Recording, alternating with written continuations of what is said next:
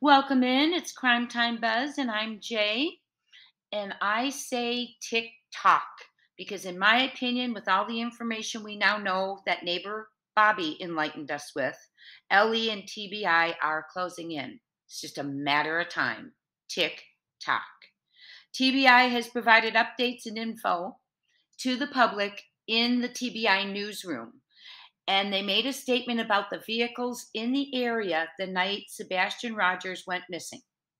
We are going to read it, break it apart for meaning, and discuss how that pertains and connects to the unidentified car in the neighborhood that was spotted on camera around 3 a.m.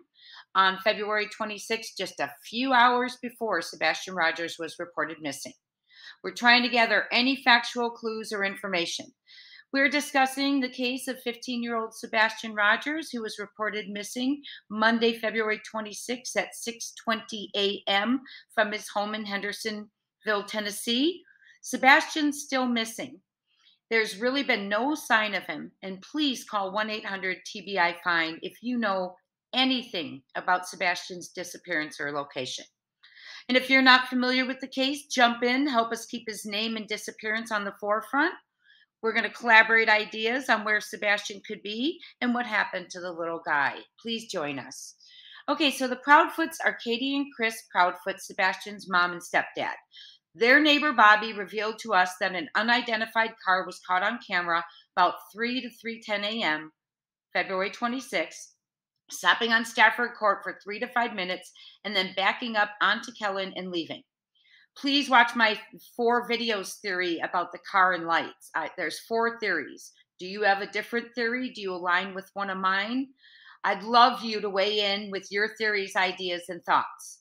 Got to keep working together for Sebastian. So we're evaluating today the cars in Sebastian's neighbor in the alleged time frame of his disappearance. And here is what TBI shared in the March 15th newsroom update.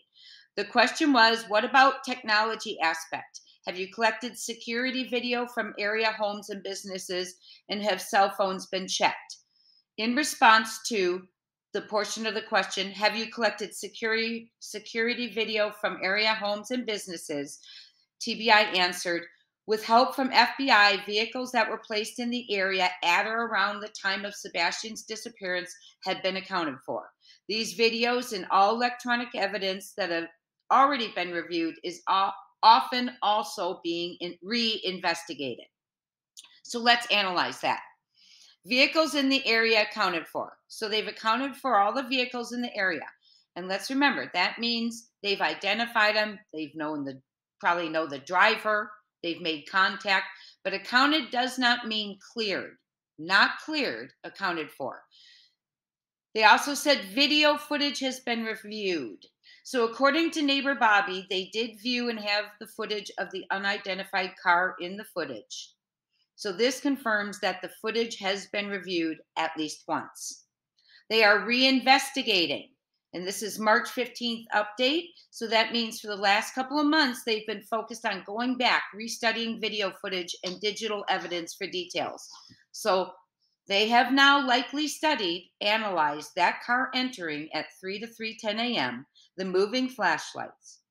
Everything Bobby's neighbor saw on the footage, law enforcement also saw. I believe, in my opinion, law enforcement knows about the unidentified car. They didn't want us to know because it's a crucial part of their investigation. They didn't want anyone to know about this car. That's why there was no BOLO to the public to help identify the car, because they had identified the car and driver.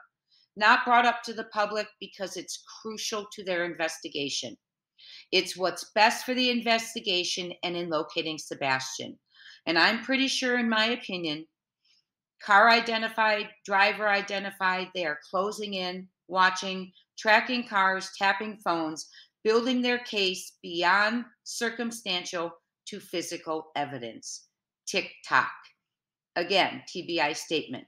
Help from FBI, vehicles that were placed in the area at or around the time of Sebastian's disappearance have been accounted for. March 15th, TBI Newsroom. I believe, friends, that the unidentified car has been identified by LE. It's just a matter of time. Let me know your thoughts, friends, on this video. And remember, if you see or know something, say something. And please contact 1-800 TBI Fine if you know anything about the location or disappearance of Sebastian Rogers. Talk soon, friends.